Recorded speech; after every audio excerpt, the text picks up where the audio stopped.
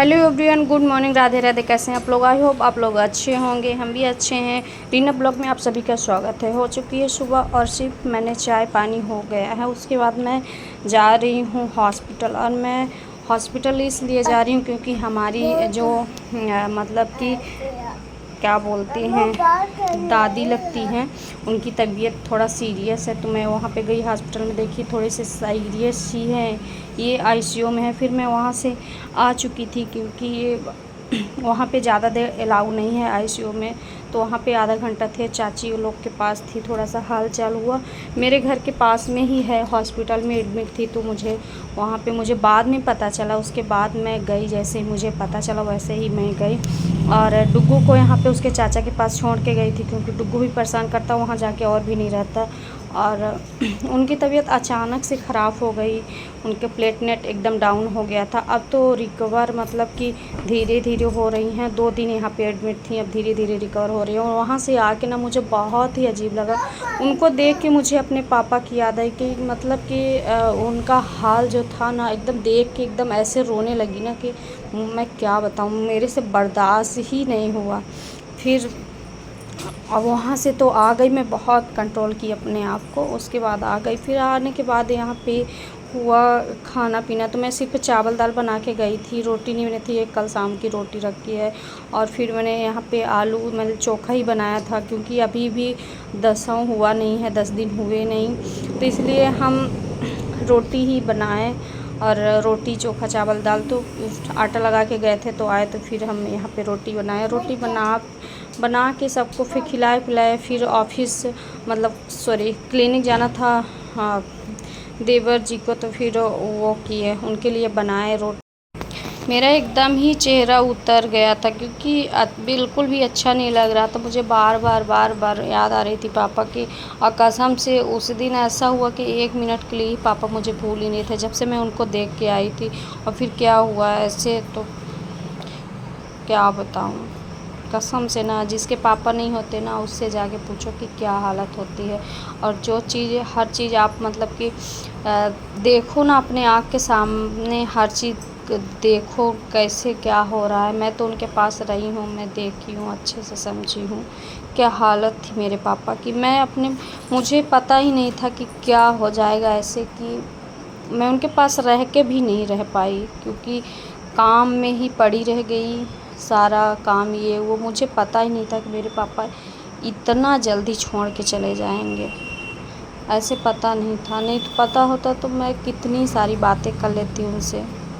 मुझे बिल्कुल भी आइडिया ही नहीं था कि ऐसा भी हो जाएगा। अब कुछ नहीं बचा, सिर्फ रोने के अलावा कुछ रह ही नहीं गया, चाहे आप जितनी कोशिश कर लो, कुछ भी नहीं है। फिर हम यहाँ पे आ गए तो लगा रहे थे टिफ़िन देने के लिए कि उनका दे दे टिफ़िन। और ऐसे में आपको दिख रही हूँ ना, मतलब ना सिंदूर दिख रहा है ना कुछ, क्योंकि अभी ना 10 दिन तो ऐसे कुछ भी नहीं करेंगे, ना साबुन ना तेल ना मतलब कोई भी कुछ नहीं, ऐसे सिर्फ नहा लो हो गया। और बस कंघी बस ऐसे कर लेते हैं और कुछ नहीं, ना बिंदी ना सिंदूर, कुछ नहीं होता है।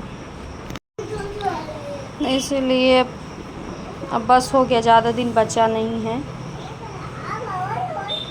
फिर यहाँ पे ये आ गया था विकास, मैं जो बताई थी मेरे मौसी का लड़का है, तो यहाँ पे आ गया था। वो हाथ और धुल रहा था, तो मुझे पता नहीं था कि वो आ जाएगा, बट आ गया था।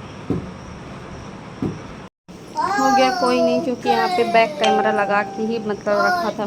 फिर मेरा यहाँ पे पेपर हो गया था, मतलब कि जिसमें देती हूँ तो पेपर हो गया ख़त्म, क्योंकि अब यहाँ पे थे नहीं इस टाइम पे, तो ऐसा कुछ मतलब जो भी था तो मंगाए नहीं। तो जो था ऐसे कापी का वो, तो फिर उसी में हम दे दिए रोटी वो करके। तो यही सारा रोज़ का काम रहता है। और जिस दिन मतलब 10वें दिन बोलते हैं, 10 उस दिन बाल बनता है, शुद्ध होता है। तो उस दिन शुद्ध होगा तो इतना सारा काम होगा ना कि हम क्या बताएं, एकदम अकेले तो हैरान ही हो जाएंगे करते करते। लेकिन हो गया, फिर भी करना ही पड़ेगा। और बिना सब्जी के तो अच्छा भी नहीं लगता खाना, तो एकदम बकवास ही हो गया है इस टाइम का, कुछ कह नहीं सकते। ऐसे खाना है ना कि खाया भी नहीं जाता। कितना भी कोशिश करो तो कितना बनाओ यार, उबली सब्जी कितनी बनाओ, कितना चोखा बना बना के हैरान रहो, भी अच्छा नहीं लगता। लेकिन अब फिर हम दे दिए डुग्गू को कि डुग्गू जाओ तुम ले आओ, चाचा को दे आओ। फिर डुग्गू तो बोला कि पहले मेरी टैडी पकड़ो, उसके बाद मैं ले जाऊंगा। तो फिर हमने पकड़ लिया उसकी टैडी और वो ले जा रहा है, लेकिन उससे उठ नहीं रहा है क्योंकि उसमें भाई 4 डिब्बे हैं, खाना पीना सब कुछ है, उसमें बॉटल भी है पानी का। फिर क्या था, डुग्गू थोड़ी बहुत हेल्प करने लगा है वो, क्योंकि अगर उसका मन है तो, अगर उसका मन नहीं है तो फिर आप चाहे जितनी कोशिश कर लो। फिर हम आ गए थे खाना खाने, डुग्गू भी बोल रहा था खाना खाने के लिए, तो हम चोखा और सब्जी, मतलब कल का भी शाम का भी चोखा रखा था तो वो भी, और फिर आ गए थे यहाँ पे खाना खाने। फिर आ गई थी दीदी, वो भी गई थी उन्हें दादी को ही देखने। तो डुग्गू बस उनको बोल रहा था कि मतलब उनको दुकान लेके जा रहा था कि मुझे जाना है, तो वो चले गए थे वहाँ पे, जाके वो आया। फिर उसके बाद डुग्गू मतलब वो चली गई, डुग्गू को ले जाके दिलवाए उनको खाने पीने का, फिर चली गई। उसके बाद डुग्गू ने अपने गाड़ी पे लगे, क्योंकि डुग्गू की गाड़ी टूट चुकी है। डुग्गू और एक उसकी फ्रेंड थी, तो वो दोनों मिलके ही तोड़े हैं, इसमें कोई और नहीं तोड़ा है। वही दिखा रहे थे अब उसको, डुग्गू ऐसे तोड़ के मतलब सही कर रहा था कि सही हो जाएगा। उसके पास है दूसरी भी गाड़ी, लेकिन वो इस गाड़ी को बहुत मानता था। मैं जब से इसको ली थी तो इसको बहुत चलाता था। तो वही चीज़ है कि अगर कोई चीज़ अच्छी लगे हो जाता है। फिर बच गए थे 4-5 बज रहे थे, आइसक्रीम वाला निकला यहाँ पे। डुग्गू बाहर खेल रहा था तो बोला आइसक्रीम वाला आया है, बुलाया जल्दी से, उसको रुकवा लिया। फिर मुझे जाना पड़ा, आइसक्रीम फिर लेने ही पड़ेगा। फिर वो उसको तो 4-5 एक साथ चाहिए। फिर मैंने फिर भी कोशिश की, तभी 4 लिए, फिर तीतू खा ही लिया। फिर मैंने शाम को सिर्फ हम और मम्मी के 2 लोग थे, तो हम लोग बनाए भिंडी की सब्जी। फिर खाना वाना खा के डुग्गू को सुला के, और मैं यहाँ पे करने लगी थी कुछ रील शूट कर रही थी, और फिर डुग्गू जग गया था। बज रहे थे 11। फिर मैं सोची कि अब तो बेकार है। फिर हमने अपनी साड़ी वाड़ी जो है तो चेंज के, पहले डुग्गू को सुला